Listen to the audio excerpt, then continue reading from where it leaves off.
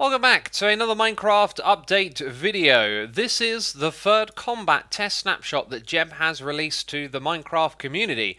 As you will see, it is in Minecraft 1.14. However, this update is not scheduled for any other update of Minecraft yet. It probably won't be in 1.15, maybe it'll arrive by 1.16, but Jeb is releasing these snapshots to get feedback from the community.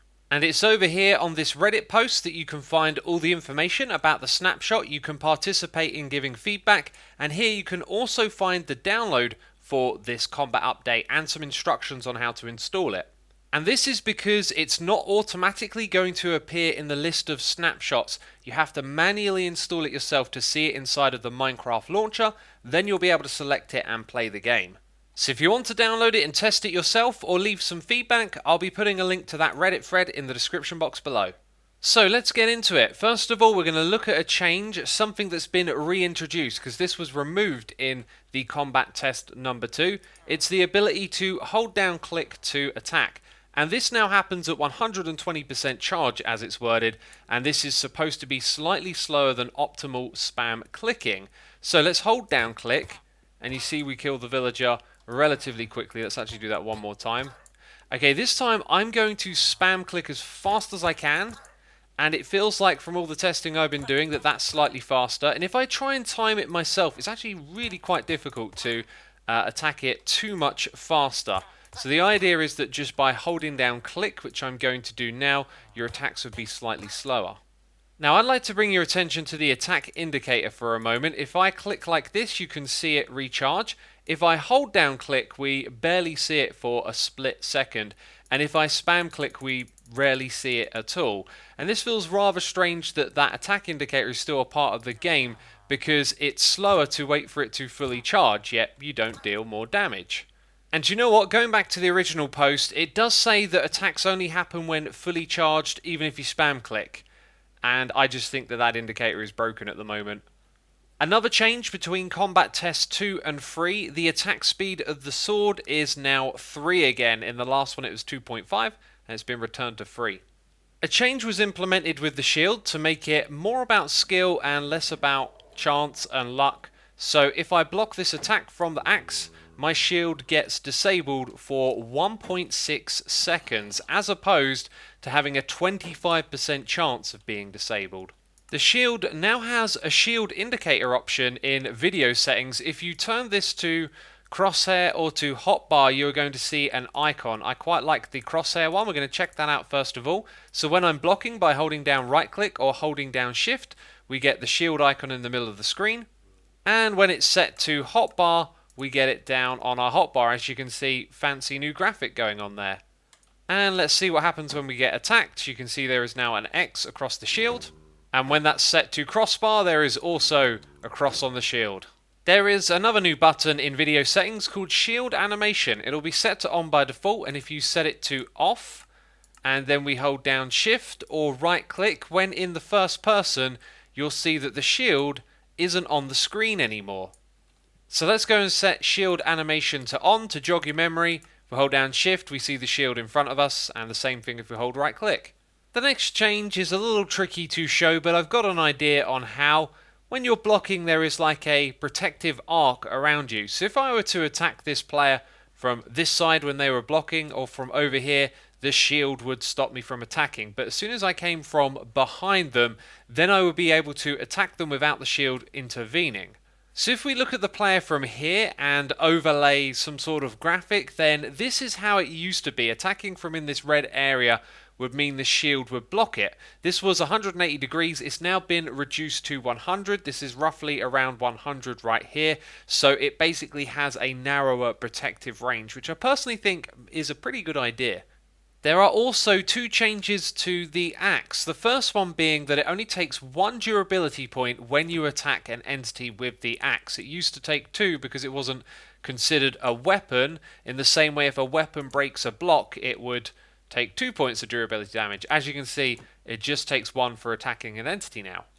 Now, I'm quickly interrupting this video to let you know we had a snapshot earlier in the week, 19W44A. In that one, there was stackable honey bottles, loads of other features. You should go check out the video if you didn't catch that. And of course, make sure you're subscribed if you want to catch all of the info on these snapshots. The next change to the axe is a new enchantment known as chopping. It can go up to 3 levels, and what it does is it adds 1 point of damage, but also half a second of shield stunning, which I'll show you in just a moment. Now, this is a PvP enchantment right here because there are no mobs in the game that use a shield. So this currently is an enchantment that's exclusively related to PvP in the game. Now, if we go into the anvil quickly, you'll see that we are able to apply it to an axe with no problem. And we can't apply it to a sword. This is only for the axe. Now, I've got an axe here with sharpness, and you can see its attack damage is still increased, so it will still work with the axe, but you can't put both chopping and sharpness onto an axe. And just doing a quick comparison, the attack damage is 12 with sharpness 5, and it's the same with chopping. That's quite powerful, because then you'll also get the shield stun on the axe. Okay, I'm going to give this zombie a chopping free axe. Please pick it up. Okay, here we go. That axe says chopping free on it. And yeah, look at that. You can clearly see the shield is disabled for a lot longer than usual. And that's what the new enchantment is for, as well as adding damage, of course. And just to reiterate that, the chopping enchantment adds 1 damage per level and half a second of shield stun for each level.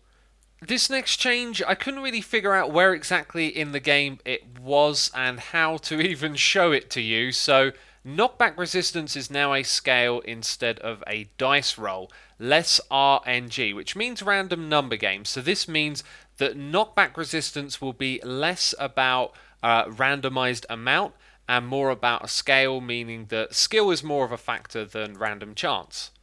Now, this next change is kind of a big deal. Projectiles no longer trigger the invulnerability timer, which means that a multi-shot crossbow can hit and deal damage with all 3 arrows.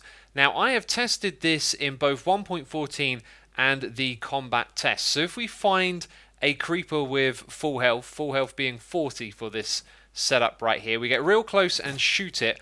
All 3 of those arrows would have gone into the creeper, and you can see it's brought its health down to 15. Now, if we do this in 1.14 and I shoot this one here that has 40, 2 of those arrows didn't actually hit it, and you can see its health went down to 32. So this is a big and powerful change. However, I thought I would test this out with the firework rocket as well, and unfortunately it's not the same for this because it only applies to projectile damage, and this is of course explosive damage.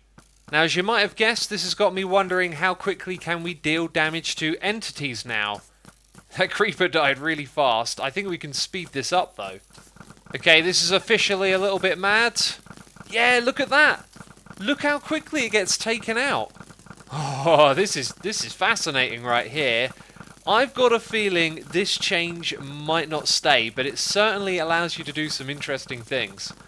Okay, these ones have instant damage too.